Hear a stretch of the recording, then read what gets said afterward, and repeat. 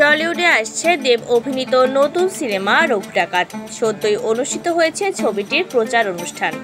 গত শনিবার কলকাতায় আয়োজিত এই অনুষ্ঠানের দিনে মঞ্চ মাতান দেব, সঙ্গে ছিলেন টলিউডের 5 নায়িকা।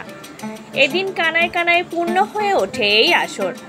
সেখানে দেব দর্শনের জন্য অপেক্ষায় মুখর দর্শক। এক পর্যায়ে রাজকীয় ভঙ্গিমায় প্রবেশ করেন দেব। ইন্ডাস্ট্রিতে 2 দশকের পথ চলা সম্পন্ন করলেন দেব। রঘু ডাকাত ছবির ট্রেলার লঞ্চের পাশাপাশি উদযাপন করা হলো এই নায়কের জীবনের সেই বিশেষ অধ্যায়ও।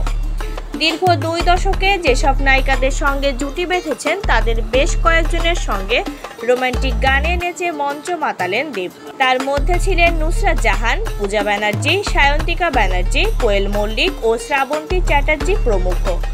এদিন সুপারস্টারের 20 বছরের জার্নিতে অংশীদার হতে পেরে আপ্লুত তারা প্রত্যেকেই। তবে তারকা খচিত এই মঞ্চে যিনি ছিলেন না তিনি হলেন শুভশ্রী গাঙ্গুলী।